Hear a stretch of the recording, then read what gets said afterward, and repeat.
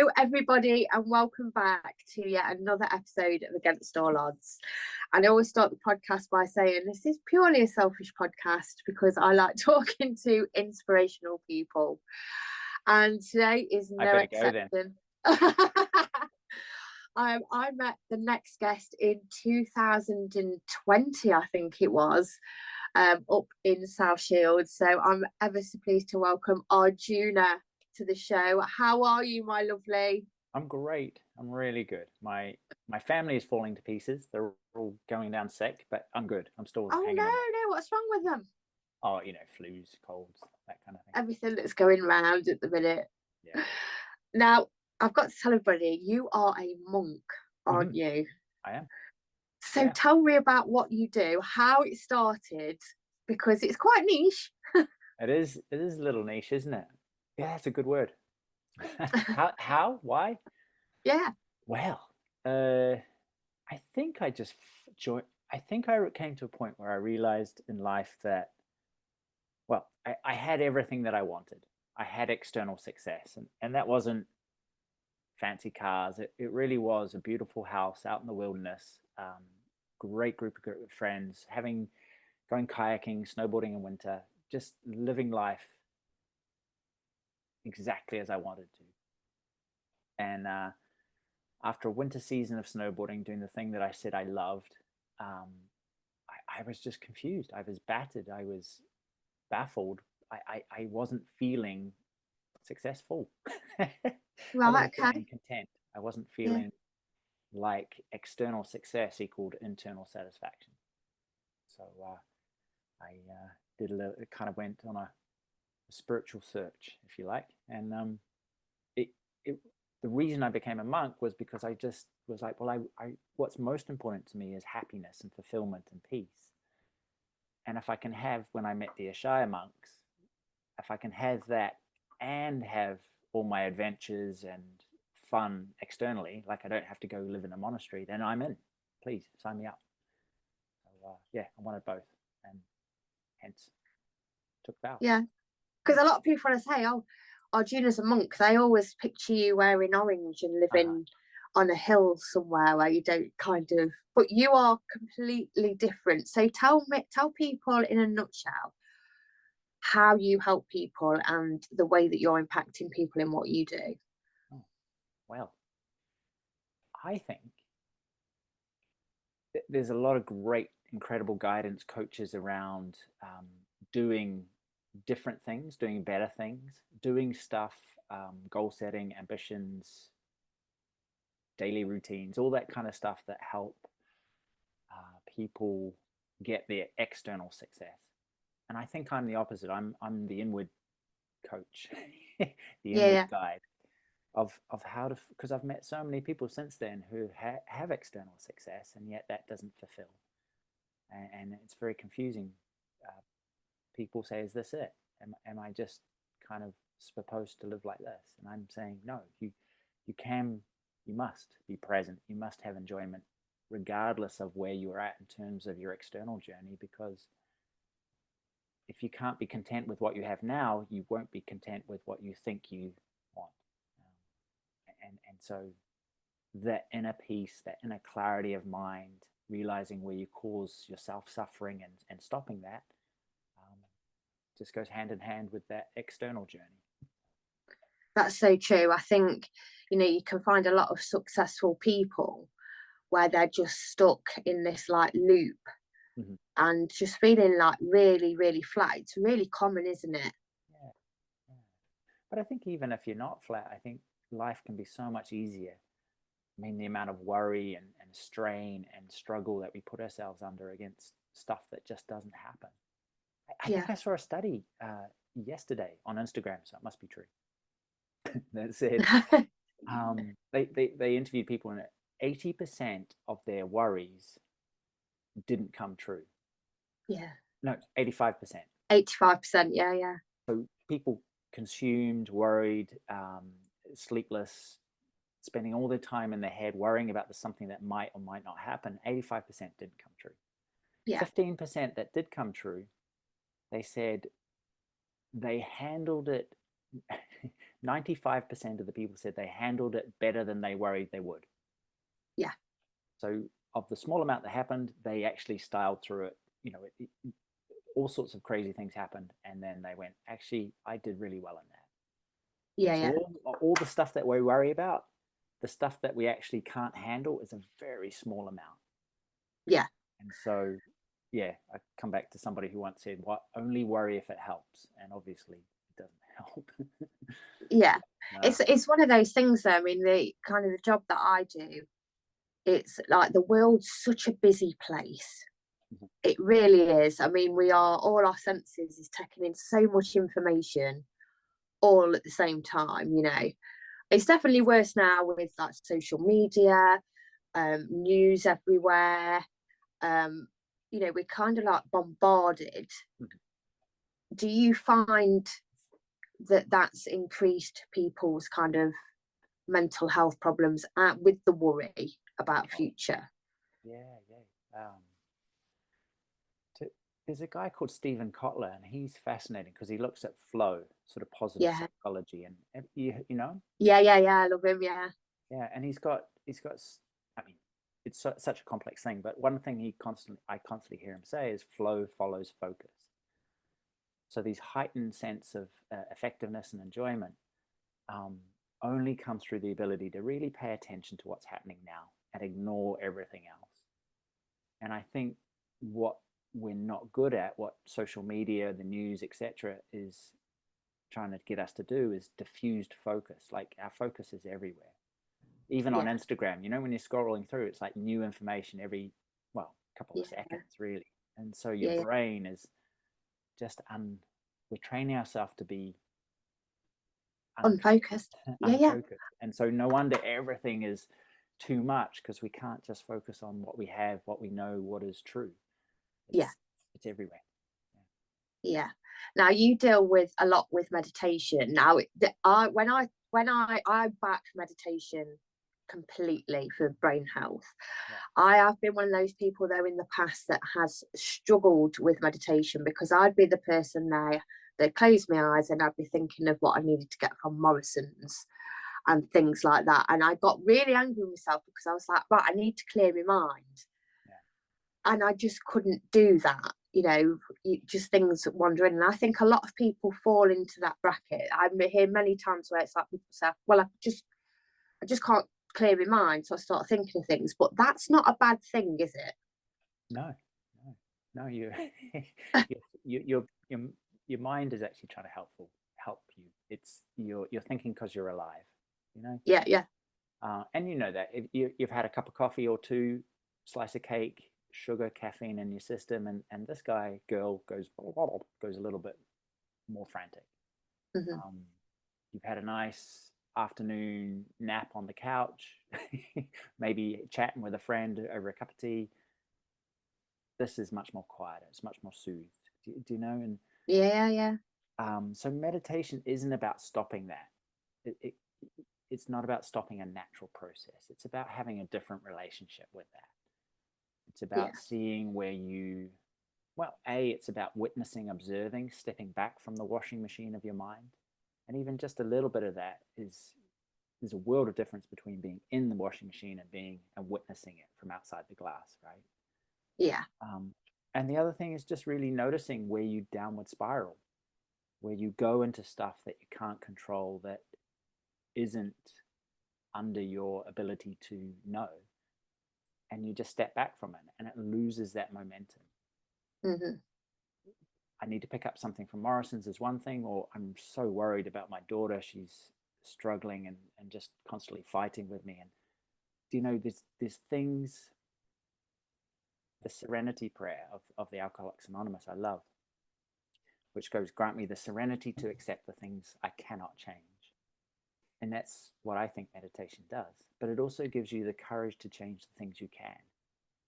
Yeah, So many people going, I had a conversation with a lady last night, so concerned about her adult son who's just not taking care of his responsibilities. And I'm like, you're losing sleep. You're waking up at 3 a.m. every morning and can't get back to sleep because you're worried about him. You have to disconnect for your sake. yeah, So not an easy decision, but she's killing herself because of that. Yeah. So having that courage to see, okay, I see my mind clearly, I see where I'm attached, I see where I'm not avoiding action, and then the wisdom to know the difference. So yeah, meditation most certainly isn't about stopping your mind. It's just stepping back from it and realizing when the patterns, the habits, where they take you and what they do to you in your life. Yeah. Does that make more So sense? yeah, absolutely. So is it like a guided meditation that you do? No, it's self-sufficient. I teach. It's called Ascension. I teach little phrases, and they're based around praise, gratitude, love, and compassion, and combined with the present moment awareness that it gives you, that upward spiral of those attitudes. I mean, they counter all that negativity. They put all the bad stuff, all the true worries in your life into perspective. Yeah. Instead of letting them swamp us and they become our life, it's almost, they don't go. It's not sticking your head in the sand, but all of a sudden you go, you know what, I have so much, even though I've got all these things that I would like to be different. And that's a much That's it. I easier way think, to deal with stuff. yeah, I think problems actually grow when you keep thinking about them, even though it's not. I mean, the problem is growing in your head. Yep. Because it's the fear-based emotion. Yeah, it's all perception and perspective. Yeah, and you spoke about gratitude there. I mean, I'm quite big on gratitude. I think it was one of those things, like a few years ago when all the gratitude journals came out, and it was seen a bit like teenage girl kind of thing. Can you remember that? Oh yeah. And yeah. So neuroscience massively backs like gratitude now as being the most powerful thing that you can do for your brain. People struggle with that though. I like to teach people like what's gone well for you today, but there'll be a hell of a lot of people that's gone, nothing's gone well for me today. In fact, all week nothing's gone well for me. Yeah.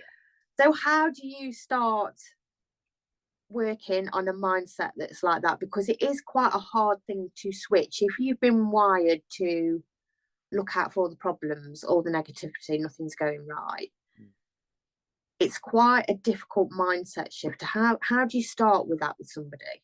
Yeah. I think Ascension's different because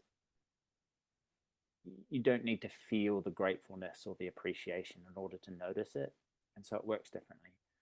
But if I think to take that thread, and if I was starting someone with just a practice of gratitude, was not getting them to feel grateful, because feelings are notoriously tricky, right? Yeah. I would just get them to notice and find something they can approve of right now. Something that's not even that they're grateful for, this feeling of, but just something that they can appreciate, something they can go, you know what, I enjoy the fact that I can take a deep, easy breath. I enjoy the fact that I've got clothes on my back, that I've got a hot cup of coffee in my hand. Yeah. And just the small things, I guess. And their argument will be, well, this is ridiculous. This is so simple. What is this doing? But it is, no, stop. Enjoy, approve. What's here? What do you have? And I think if they can understand that it's a practice, and that the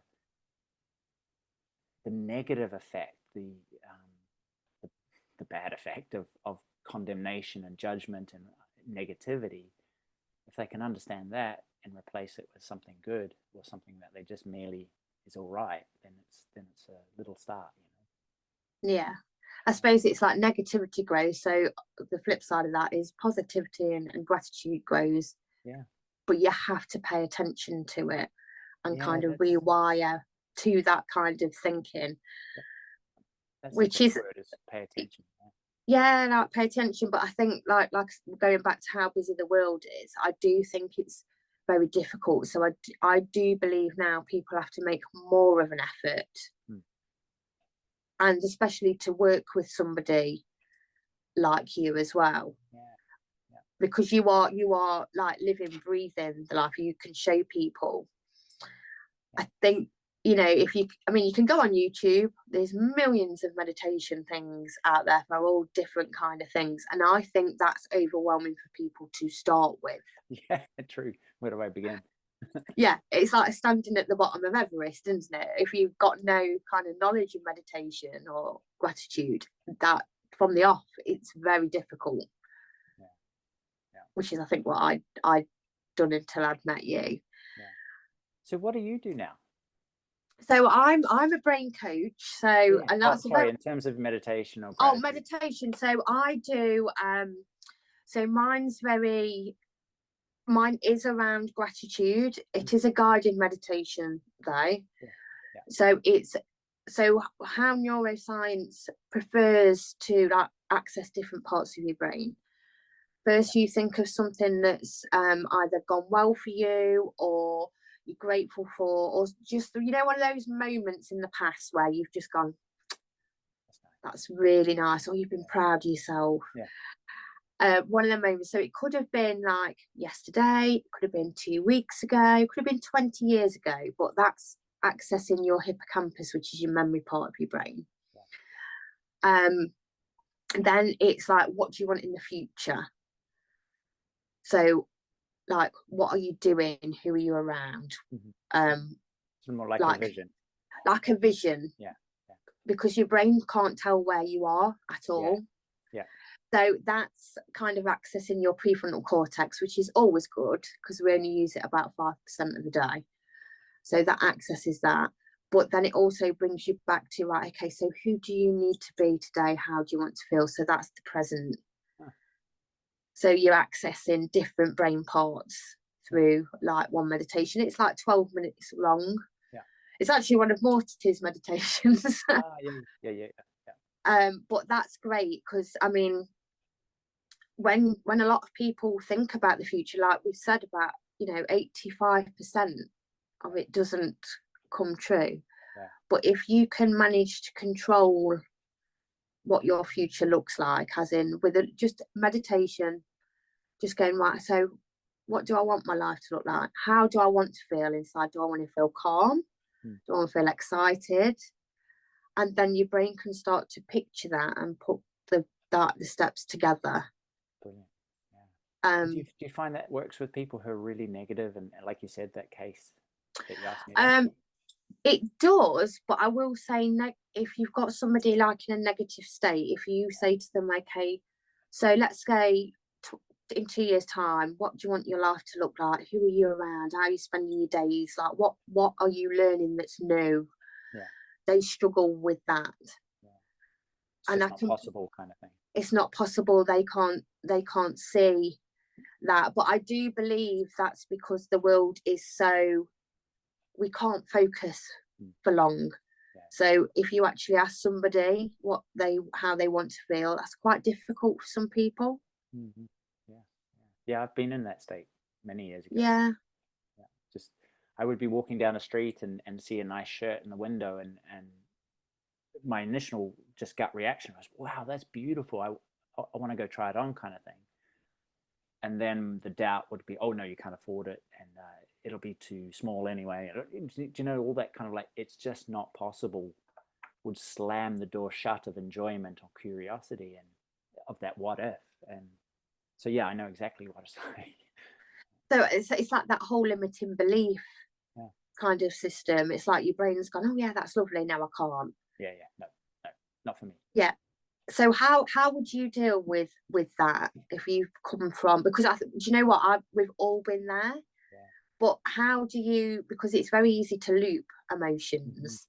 So how do you break that loop where self-doubt is concerned? Yeah, I think it depends on the individual. I really do. It'd be such an individual conversation, but I think too, it comes, probably a big part of it is just exhaustion and overload. Yeah. And if I can get people to a place where their energy is a bit higher, where they're a bit more rested, where they're slowing down a bit, I think possibility comes, that there'll be more, the idea of entertaining a possibility it becomes easier, but becomes that, no, I can't, becomes further away. Yeah. I don't know. What would you do? I think you're so right. It's like your brain can't think. It's very noisy. And I think if you don't either step back, whether it's meditation or you're doing something mindful or you're going for a walk with wide open spaces, I don't think anybody can make a good decision of what they can achieve when it's so busy. I do believe that you need to step back to see the bigger picture. That's what I get a lot of people to do, especially in the beginning, is just stop. And so many people say, well, I can't stop. I've got grandma's sick and I'm looking after her and I'm working 2 jobs. And I say, well, can you just take one breath? Can you just pause and take 5 seconds to take one slow breath?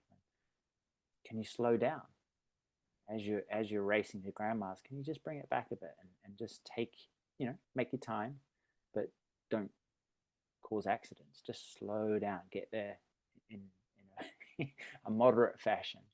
And sometimes that appeals. But, I think we're a nation. I had a conversation with somebody the other day, and I think men and women struggle with this both. I wouldn't say it's women like high or anything like that, but I treat a lot in stress management, and meditation and everything that you do is a big part of that to lower cortisol levels. But as soon as you mention self-care, or not even that, it's like doing something for you. That it's like people go, oh no, I can't do that, and it's like a feeling in the pit of your stomach, like a guilt. And it's strange, isn't it? I mean, even I had that. It's very, very odd, isn't it? Yeah. How did we get like that? I know. It comes from a good place, doesn't it? It seems to come from a place of I'm here to give and look after everybody. And like I spend 5 days with the military, and a lot of the guys and girls are in that place too. They're trying to do a best job at work. They're trying to go home and look after everybody. That they were often involved in sports teams, and they're trying to do everything. And I think it's like we take them away to a hotel, so it's 5 days of just stopping, doing nothing. But also, I think every day we sort of remind them 100 times that they can't give to anybody else if they're not full. They just end up resentment. There's the heart's in it, but the mind starts resenting and getting bitter, and they just burn out because of it. And I think they see that pretty quick, is that you can't fill up anybody's cup if your jug is empty. Yeah. Even just on that logical level, they go, oh, all right. Maybe I should take 5 minutes here and there. Yeah. But it's that guilt around doing that. But I just think that's a society thing as well. And the idea that I've got so much to do. I've got all those emails left unanswered. The washing is over there. The car's got to be taken to the garage. Overwhelm's definitely a big one. And like I say, I think it's not just because a lot of people go, oh, women are worse. I actually do believe men suffer with quite a lot of overwhelm as well, especially, if they're working like an executive world, they've got everything they want. I interviewed Paul Moore, actually, who we both know and love. And he was saying, it's, when you kind of go through life and you kind of follow a plan, don't you? Like, even though you're not aware that you're following a plan, you do, because that's what society shows us what we want. So we leave school, some people get a job, some people go to university, you meet somebody, you get married, you have kids, and then you reach midlife, and then it's right where you were, where you're like, well, I'm not actually that happy. That's really, really, really common. So are you finding the people that come to you and work for you are that kind of age range? Yeah, I think so. I think it used to be a lot different, but I think it is mostly women of sort of the 40s onward. And not necessarily, like I say, it's changing, but I think, there is perhaps a deeper satisfaction amongst women in that sense. They're searching, they're looking for something more.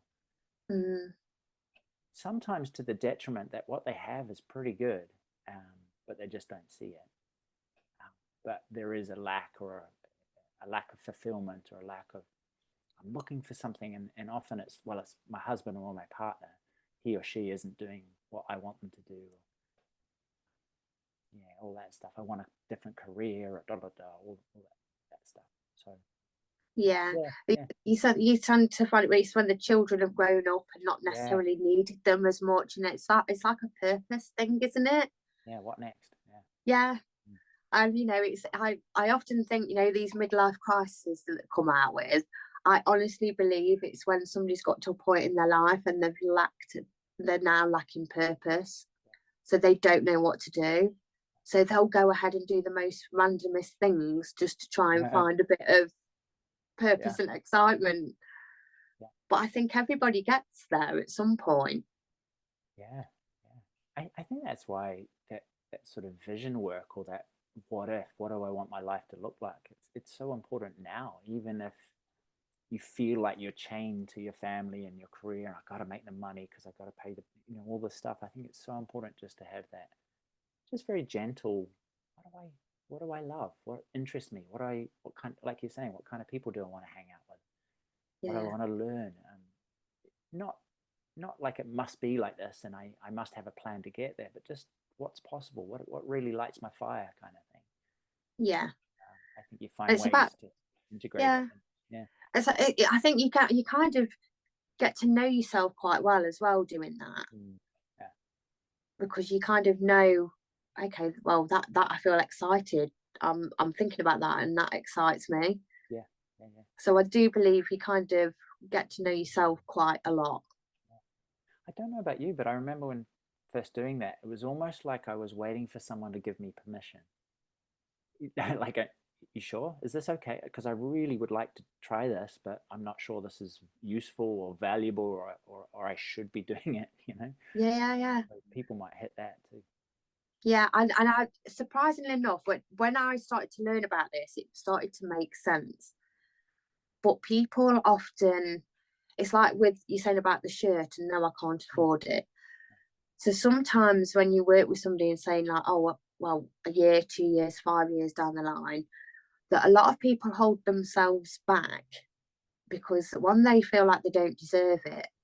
But a big one is when parents used to say that thing where I want never gets. So if somebody in adult life says, I want to be able to do this, or I'd love that, they automatically feel guilty because it's and very, you're thinking of yourself as well, and all that. Wow. Yeah, so it's a little bit like that self-care feeling of guilt, and then you go in, actually, what do you want out of life, and then it automatically makes people feel really uncomfortable. Yeah. Until it doesn't. Until it doesn't. Because I definitely now, like years after kind of moving through that, and have you read it? There was a book called the War of Art by Stephen Pressfield. It really I've helped not me. read that one. What's that about? Well, essentially, it's about, he's aimed at creative people, and I read it when I was starting to write my books, or thinking that they might be good for the public, and just terrified. But he kind of just outlined all this idea that I'm not good enough, it's not ready, I'm not allowed to do this thing that I really would love, and yet he's saying you're interested in it, so it must be floating your boat somehow, and to follow that joy. Yeah. But really, it was just all about the excuses and that seems so reasonable. But ultimately, he said the world's full of, for example, editors who so wanted to be writers. Do you know, they kind of come close, that world, but they go, well, no, this is responsible, I can earn the bills, or that kind of thing. But I think, and he points out too, that everybody is creative in a sense.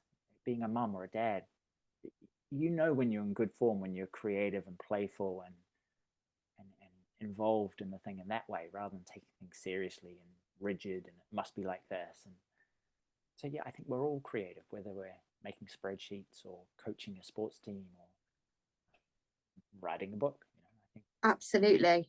I believe we've all got a superpower. Yeah. It's just about finding it and, you know, kind of using it without feeling self-doubt or fear, and like following the norm as well, because you definitely haven't followed society, and I'm so glad. I tell do you what. believe that people need to be more like Arjuna though. But in their own way, right? But it was Yes. the same. It really was a jump off a cliff of, holy crap, you know. And my mum would say to me, I'm so worried about you. You sure you're doing the right thing? And all of the stuff. And there was a real mind heart pull. And I remember at one point laughing and crying at the same time. Like it just felt, I was so overjoyed that I was trying something, that I was going forward into something that really lit me up, and at the same time terrified. And what am I doing? Yeah. Throwing my life away, kind of thing. Yeah. And a friend back then, he said, you know what, you can always come back. You can always start again with what you were doing. I'm like, oh yeah. it just Yeah. removed all that doubt, and like I was burning my bridges somehow. I think that's it. You know, when anybody tries something new, there's always going to be that fear.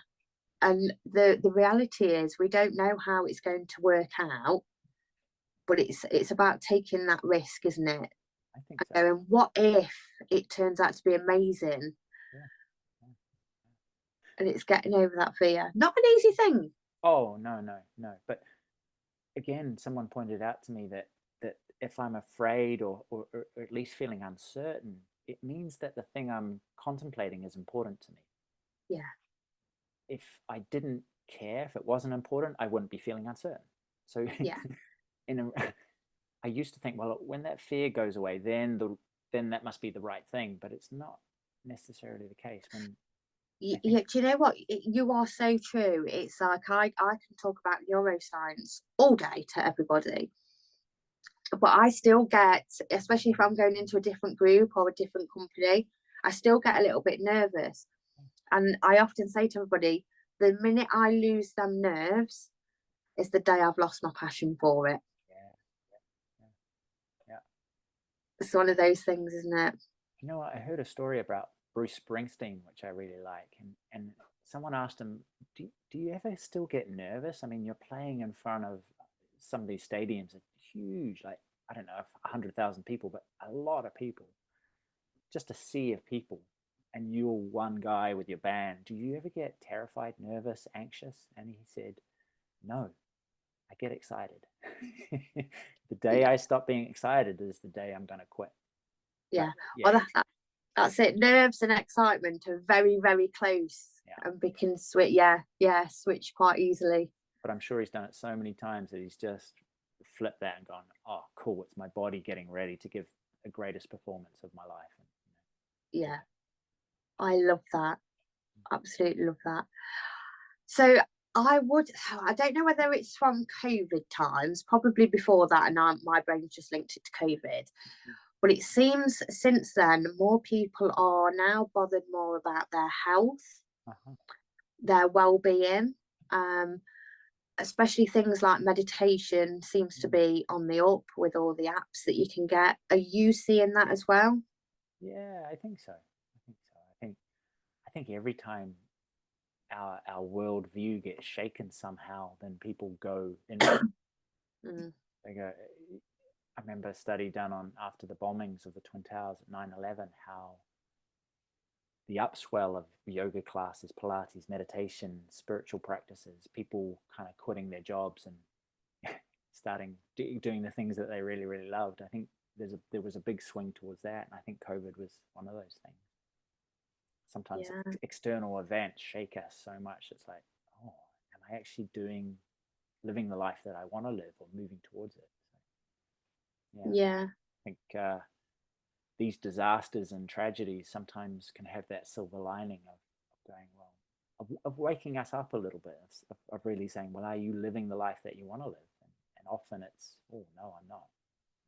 Yeah, that's it. I'm quite pleased that people are. I mean, you see, like it's well known that gyms are really busy in January, and then like come March they're dead. But it seems the gyms have kept more numbers as well. Yeah. Like since COVID, I think a lot more people are especially doing meditation, Mm. and things like that, which is great in the work that I do, because I see the statistics of like Alzheimer's and Yeah. other kind of illnesses that come from cognitive decline, and that's basically what we need. Because I'll always say to people, our brains haven't changed since evolution, Uh-huh. just the world that's changed around us. But we need to get back to, healthy eating, moving, doing things like meditation and giving our brain a rest. So for me to see that more people are getting into it is amazing. I mean, a lot more people could get into it. Yeah. Yeah. Yeah, it's true. It's really, it's really funny. But I think do you know that the thoughts that we have, the attitude that we have, kind of creates our reality. You buy a red mini, for example, and you see lots of red minis. um, you just tend to notice what's familiar to you. And I've seen that time and time again with people, and they'll tell me, oh, it's a terrible world. People are suffering and there's so much anxiety. And I'm sure they're right on one level, but then I go out to the world and I meet happy people and content people who sure, maybe are making their way in the world and finding their way through confusion and frustration and all the rest of it. But I'm not sure why I started on this, but I think the more you do this, the more you see differently as well. And um, yeah, I'm not actually sure why I got into this, but No, you're absolutely right. yeah, So that, like you're saying, if you think of a red mini, you'll see one. That's yeah, your part of your brain called the reticular activating system. that's the one. Yeah, and it's a great piece of kit, but a lot Yeah. of people use it in the wrong way. Yes. Yeah. Yeah. And it is there to filter out. Like our brains couldn't possibly hold all the information that we take in every day with the world being so busy. So it's there just to filter things out that we don't need. What's So important. if you're thinking about, like, the cost of living crisis, we've got the election and everything going on at the minute, they're bound to be arguing. I don't know because I don't watch the news, but I can guarantee they're arguing on telly Uh-huh. somewhere. But if you're setting your brain to focus on that, that's the only thing that you'll see. So you'll miss like the little nice things that you could be grateful for. Yeah. Yeah. Whereas if, you are set the other way, where you're, let's say you're focusing on like, where can I grab a 5-minute coffee where I can sit and appreciate the cup of coffee and the smell of the coffee. Yeah. Like, who can I speak to today that like just puts a smile on my face, or I could put a smile on their face? Then your brain will, kind of go flip to that. Algorithm on Facebook works the same. I don't know whether you've ever Googled camping gear and Yeah. then you've gone on Facebook and everything on Facebook's camping. AI works in the same way. Yeah, it's true. Yeah, it's so true. But I think sometimes when people say, "Oh, isn't it wonderful since COVID that this has happened?" and I go, "Yeah, I think you're right." And then, but it is funny when I meet people going, "Oh, society's gone downhill since COVID, and there's so much lack of trust in experts and politicians." And I go, "Yeah, maybe you're right." I just think you just got to be so careful of what you focus on grows, isn't it? Yeah, and we have got a choice for that as well. We set the choice. I mean, the first thing I'll tell anybody is stop watching the news, Yeah, yeah, yeah. because negative news sells. They keep you glued to that screen Mm-hmm. if they tell you negative things. Yeah, yeah. So when was the last time you ever watched the news and went, do you know what? I feel absolutely amazing now I've watched that. Do you know, I ages ago when newspapers were much more common, I picked up a newspaper and was reading the front, and I was going, oh, this is terrible, and da da da da. I thought it was current news, but when I looked at the date, it was the news from 4 months ago. It was an old newspaper, and I realized that it was the same news, just different date. Do you know what I mean? That I Yeah. was like, why am I worried about something that really doesn't seem to change? Why am I Yeah. putting so much of my energy in? As you say, every election, you can kind of guess how people are going to be. Yeah. Every whatever, but yeah, I'm the same. I'm not. I'm a big fan of that sort of making sure whatever I consume, whether TV programs or Instagram, is kind of feels good. Yes, Is the I'm with nutrition. you on that. Yeah. So I did admit this on Facebook and Instagram the other day. I let out a little secret because I kind of got this rule that I've set myself. Yeah. So on Facebook, people tend to rant a little bit more on Facebook, and then you can see them in person and they'll be absolutely fine. Yeah. So I've got a rule. If I've got somebody that's either complaining about other people or sharing like political views or anything, you know, where it could make me feel a bit or you'll see people argue, I actually give them 3 chances and then I unfollow them. I don't unfriend them. I unfollow them. Because then I can control kind of what I'm seeing on my news feed. Yeah. It's a fascinating thing. There's a because people often, the argument is that, well, you're sticking your head in the sand. You're not seeing the realities of this brutal world, you know.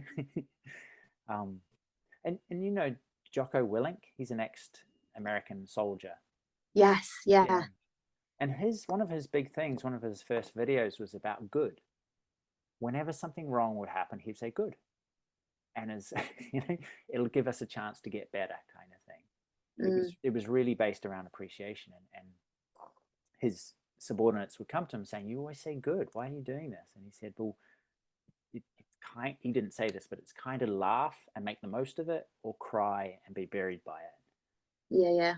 And what that allows you to do, if it's good, that's like, okay, what are we going to do with it? It's not ignoring stuff, but it really is focusing on what you can control. Okay, someone told me that, like you're saying, we are primitive brains faced with this up-to-date technology, and the poor little brain that's so used to just hunting and fishing and making meals in our own little 1 mile radius is now we can have everything at a heartbeat, the whole world, and it swamps us and isn't a useful thing. So. No, do you know what you say, right? And it's society, everything is very comfortable right now, but it comes at a massive cost. So it's like social media's a part of it. It's like no longer do we have to arrange to meet up with friends and family because you see the posts on Facebook. You know, we're not designed to be this isolated. Now we are designed to live in tribes, and it's like things like we don't look at maps anymore because we've got sat navs. So we don't use like our brain to work that out. It's like nutrition. How many people buy ding meals so they're not having to work out a recipe? And you know, technology, I mean, it's great and the way we live is great, but it comes at a big cost. And that's the downside. I think loneliness is considered the new pandemic at the minute because it's never bounced back since COVID. And it's so sad that we lose that face connection. Like I say, we're not designed to be solitary, which is great with your events because you group people together. And that's, you know, that's what people need. We're very isolated again at the minute. I think that, like you say, that face-to-face connection with people that you like, you know, of course, sometimes you can't choose your family, can you? Yeah. If only, right? But just spending a little bit of making sure you spend time with your good people, whoever they may be, but they keep you on the level, don't they? If you start ranting and raving about something, then if they're good friends, they're going to go, come on, stop doing that. Come back this way. And right, it's so easy online just to fire off a thing and just get rid of your frustration and think that it doesn't matter or no one will know, you know. I'm with you. I remember when email first came along, and I'm talking about sort of when I was studying 30 years ago. But yeah, it was just like, I was the same. I was like, rant and rave, where I would never go down and knock on someone's door and say, I would do it much, much differently. I think you have to be careful. It's an odd thing. It's like you're two different people. Like you've got your online version of yourself and you're in person. I think the whole wide world's like that. I think Twitter's. I've come off Twitter. I've not been on Twitter for years, but well, X now is it called? Yeah, apparently that's rife on there. So I just choose not to go on that platform. It's nutrition, isn't it? Really, coming back Yeah. to that, is that we don't realize what an impact it has until it's too late. Until, Yeah. you know, that kind of like 1% shift where you just a little bit of this, a little bit of that, and all of a sudden you're feeling miserable and the whole world's against you and there's no hope, and you go, how do I get here? But it's like 1,000 choices ago. Yeah. Do you teach children at all to meditate? Because I think that, I think like especially Ben's generation and younger, with the world getting so busy, needs to be taught at an earlier age. Yeah. But I think all this stuff about having a good attitude, about the importance of rest, and rest isn't gazing into a phone, you know. Sometimes rest is going out and building tree forts or whatever. Yeah. Or just all of that stuff around, yeah, there's an exciting life out there and you want to get involved and be in touch with everybody, but you've got to charge your batteries as well. Charging your batteries with as little input as possible, I think is key. Because we all do that, don't we? We crash on the couch with a glass of wine and flick on the TV, and that's so useful. But I think going for a walk with your partner or your family is such a useful one, depending on your kids at the time. But just those times of ease and connecting without a device nearby is important. I don't, you know, so often I don't want to appear anti-devices or anti-phones, because I love my phone, but I do realize it can use me so much if I let it, you know. And so often just going for a walk or having a chat with my wife or getting down with the kids and drawing is so much more refreshing than just that wasted time looking at camper van conversions, you know. Yeah. Do you know what? I think most people struggle with that. I noticed it a couple of weeks ago. It's like I've automatically wired my brain to just, if I'm not doing anything, the first thing I do is reach for my phone. Yeah. And I realised the other week, and I was like, I've just done that without even thinking, oh, I'll look at my phone. Mm-hmm. And I've got an iPhone where it does the screen time. Oh, yeah. Oh, I'm determined to get that down. Well, that's great. You look. I wouldn't even know where to find it. You know? Yeah, don't, because it will just gobsmack you, and you'll be like ashamed of yourself. Yeah. But it's so easy just to sit and go to my meditation, then go, oh, as you say, I automatically reach for the phone. So yeah, well, if you think about it, you've got your life on there. Mm-hmm. Like you can, if you want to listen to a meditation, it's on your phone. You want to listen to music, which I also recommend, it's on your phone. You've got your history there of your camera roll and all your photos, and you tend to take photos of nice things as well. So I will say to people, have a look in your camera roll and have a look what you've done nice recently.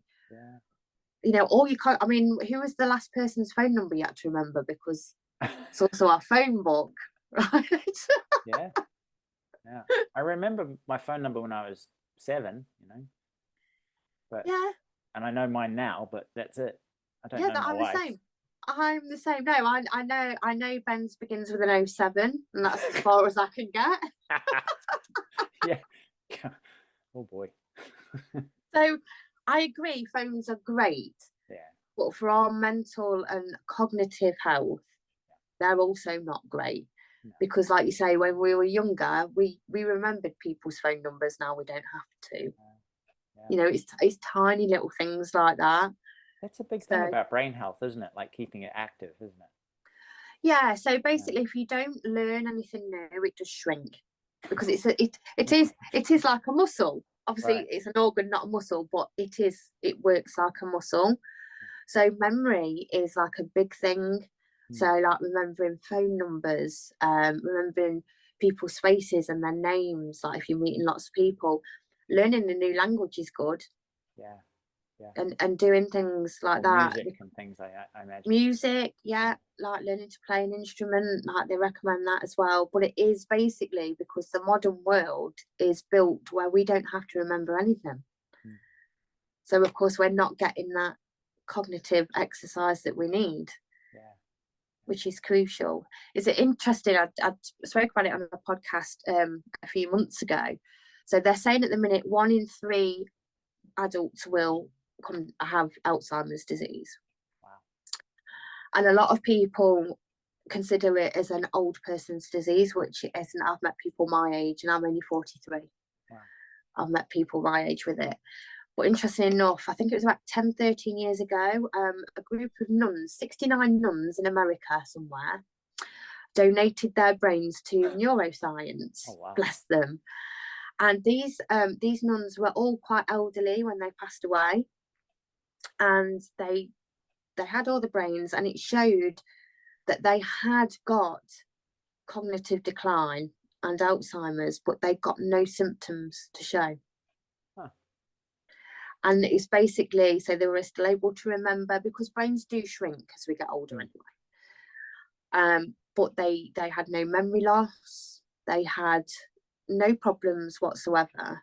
Yeah. And it basically boiled down to they lived in a community. So they were seeing people every day. They were still very active. So even when they got in older part of life, they were still gardening. They were still going out and meeting new people in the community. Yeah. They were very musical. They learned languages. Their nutrition was great. And basically a healthy lifestyle that was simple managed to kind of not give them the symptoms of Alzheimer's. Right. So kind of keep kept healthy them in all ways, basically. Absolutely. And it's not hard neither. And a lot of people that come to me, when I say it's really simple stuff, and they'll look at me really confused as if to say, really? You're joking. Yeah, that just seems so simple. We need to overthink it a bit more, make it more complicated. I noticed something along those lines, like my dad, when he forgets something, he gets really angry. Yes. And I noticed it in my auntie. She was just getting so frustrated when she couldn't recall a name or something. And I didn't realize, but I asked another auntie, why, I've noticed this. And they said, oh, well, they had a great auntie who had Alzheimer's or some sort of dementia. And, there was a family history. And when talking to my dad about it, he was really worried. And that's why his anger was, he's putting... But it seemed like he was putting himself under so much pressure not to get dementia, or not every little sign. He was so worried about it that I felt like it was creating a sort of a destructive kind of pattern anyway. Yeah. Rather than I can't remember, because he does all those things. He's got a really good life, and he's connected, and he's helps people, and all of that, the stuff that you've just said he needs to do. But then there's that pressure that he's putting upon himself, which is probably not helping it at all. Yeah. Do you know what? It's funny you should say that. I read a report a couple of weeks ago that said, so Alzheimer's partly is genetic. The majority is down to environment and lifestyle. Yeah. So even though you've got somebody in the family, it doesn't necessarily mean that you are going to get it. And it's like, I would say to people, it's like your brain's like the gun to Alzheimer's. Your environment and your lifestyle is the one that's pulling the trigger. Yeah. But they released a report that said a lot of people were where they had it's parents mainly that had Alzheimer's. They were more likely to get it from the fear of getting it, because like you say, it's impossible for us to remember everything. But if you're worried about getting Alzheimer's and you forget one little thing, it's that focus again, isn't it? You'll notice that rather than everything else that you've remembered. Yeah. And then it's the pure fear and stress. Because stress equals high levels of cortisol. 20 minutes in, that's killing brain cells, which is the leading cause of Alzheimer's. So it's a vicious circle, and that's what happens. You can actually think your way into it and worry your way into it. Well, there's another point for us, switching off the news. And It is. I mean, yeah. I mean, it must sound. I think I sound cold-hearted to people Yeah. because they'll say, "Have you heard of this? Have you heard of this?" And I'm like, Nope. "Sorry, I don't watch the news because I can't control it." Yeah. And they look at me like I've got leprosy or something. It's Yeah. it's very odd, and I just think I can sit and worry here all day Yeah. about something that's happening Yeah. wherever I literally can't control anything, and all I'm doing is killing myself. Yeah. So because the kind of the topics or the that I hear about that is people, especially lack of sleep and anxiety, and it's so interesting when I talk them through it. It's not the lack of sleep that's really getting them. It's the aggravation and agitation that I can't get to sleep. The stress that they're putting on top of the fact. Yeah. Same with anxiety. Just that natural worry of who am I, where am I going, what am I doing, what do people think of me? Oh, I'm getting worried. That's not good. And they heap worry upon worry, and it becomes panic. And it just that exacerbates that downward spiral of things. And as you're saying, it's the same with brain health and outlook. That's why I'm a big advocate what you do, because it's like it helps anxiety. Yeah. It helps depression, and it's what you do. It actually lowers people's cortisol levels. Yeah. And if you can sleep better as well, because I'm a big advocate for sleep as well for brain health, then that's a good thing. And I honestly believe, so somebody, I mean, I was the same, somebody who's never done meditation, they're like, well, does it work? It's one of those things, it's like, oh, it's not for me, they'll bin it off. Yeah. Or they automatically go, I won't be able to do that, my brain's too busy. Or it's somebody big and butch, that's not kind of the lifestyle for me, that's a bit. Yeah. And I think if you just incorporating meditation, even if it's once every couple of days, it makes the world of difference, doesn't it? Yeah. And if you can't do that, can you take one mindful breath? Yeah. Can you just and if that's your bar, then you're likely to go well over that. But yeah, I got to ask you though, do you get stressed out? Yeah, but it never lasts. It's a flash rather than and mainly it's getting my kids out the door for school. And how old are they now? 4 and 7. Oh, lovely age where they can argue back. Yeah. Oh, yeah. And I want them to have a spirit. Why are we doing it this way, Daddy? I want to do that. And I'm like, yeah, you're right. But at the same, it's really interesting, that kind of flash of come on, but then what I would do was kind of be ashamed or righteous, and it would just last so much longer. And I've realized now just the ability to really be present and cleanly reset as being magical, being a parent. Just either going to them saying, Daddy overreacted, I'm so sorry, or just cleanly going and going, okay, let's go, and having a fun walk to school rather than steaming out my ears. I can see the book on your bookshelf. 200%. Yes. I recommend this book to everybody. It's still on Amazon, isn't it? Oh yeah. So tell everybody what it's about. I love this book. Oh, thank you. Well, kind of everything we've been talking about, it is, to me, that was my thing, that I didn't want a spiritual path. Meditation will mean I lose my ambition, my lust for life, kind of thing. And I love life. I didn't want to go and live in a monastery where I was in silence and celibate. And the Ishaya said to me, this is about fully enjoying life, like really what ifing and having a vision, but really making sure you're based in the present moment. Because you can't create a future you love if you're not present there to enjoy it. And everything that life showed me, that I could successfully make my external world the way that I wanted to, but it didn't give me fulfillment. And it really made me realize how important internal satisfaction and contentment and peace and mental clarity and all of these things were, along with seeing my choice to focus on what I can do, not what I can't, what is good, not what's wrong. All of these things, to me, represents 200% of life, that 100% enjoyment and 100% satisfaction. So it's really about the kind of book I wanted to read when I was in my early 20s. I would like to just hand it him and say, hey, look, chill out, work on these things and you'll be golden, you know. Yeah, it's one of those books that I've read and then like a year later I've read it again. Oh, cool. I've really enjoyed it. Yeah, I loved it. Oh, that's so good tell people about the retreats as well, because I'm determined to get myself on one of these. Yeah, Amy, yeah, we just had one on the weekend and it was just so good. You know, the reason I'm still teaching, I've been teaching Ascension for 22 years, and the reason I do this is numerous, but I recognize when I was getting into a loop of worry or frustration about, and I couldn't control it. You know, maybe it was something that was going to happen or might happen at work tomorrow, or something that my girlfriend had said this morning, and I was still biting on it. And I'm like, it's not happening now. I'm losing life. But I had no way out. I had the realization or the mindfulness, but I was still spinning. And so Ascension gave me the ability to get out of those loops.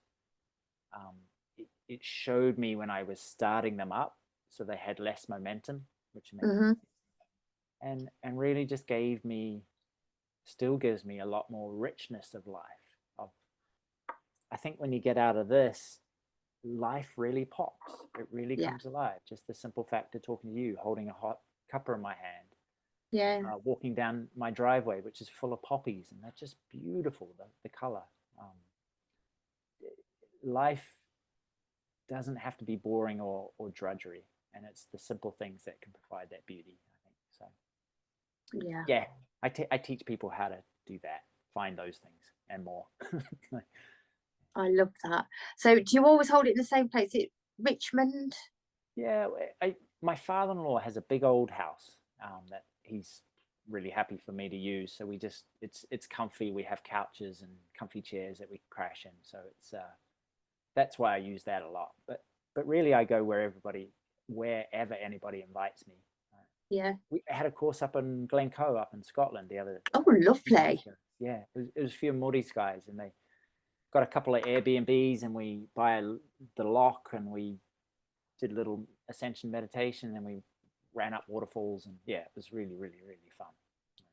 I love that. So I've got one final question. I ask everybody this. It makes a lot of people uncomfortable. Yeah, but so this started, the very first person I interviewed was Javino McLean, who works with elderly people and disabled, an absolutely incredible man. And he goes on podcasts and asks the host this question. So when he came on my podcast, this was the first question I asked him, and it just knocked him straight off his pedestal. So Arjuna, tell me 3 good things about yourself. 3 good things about myself. Well,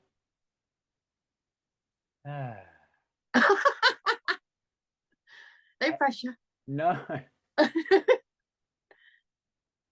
3 good things about myself. Well, I like helping people. I really enjoy that. I think that's a big part of my purpose, and I love it when people, I can help people see their own choice. I could do this differently. I love that. I'm really good at trying new recipes in the kitchen. Nice. I love that. I love, making sure I got the ingredients and then just I think if I had £1 million, I'd spend it all taking my friends to good places to eat, Yeah. And I'm good at, and I'm getting even better at having adventures, just whether that's physical adventures out in the wilds or going to a city and going to new places and trying new things and picking up new books or talking to new people. I think I'm good at that. Yeah, I love the second one. I'm a bit like that. It's a bit like a science experiment when you're trying something new, isn't it? Yeah. It's like, is it going to work out? Yeah. I have to. If I find him again, there's an Irish chef, and he's got an Instagram channel, and he's just so much fun. But his video this morning was throwing a bit of vodka in a tomato pasta sauce, and just the way he did it, and I was like, oh, gotta try that. Anyway, if I find them, I'll send them your way. Yes, make sure you do. Right, so anybody wanting to get into meditation and working with you, which I highly recommend, if you want brain health, head to this man. Where can they find you on social media? Yeah, I think it's at Arjuna Ishaya, which is ARJUNAISHAYA. But yeah, Facebook, Instagram, all the good places. Yeah, that's fantastic. Thank you so much for joining me. Like I say, thank you, Amy. I'm heavily backing what you do. I do believe that you need to go worldwide and shout about what you're doing, because we do need to live now and have a better cognitive health in the future. So thank you for taking time out of your day today. I know you're a busy man and you've got sports day this afternoon. I do. Actually, it's been cancelled. It's just currently raining. So. Oh no! Yeah. Oh bless. But thank you for swapping with me. Thank you for changing. That's all right, my lovely. Well, you take care. Yeah, you too. Thanks, Amy.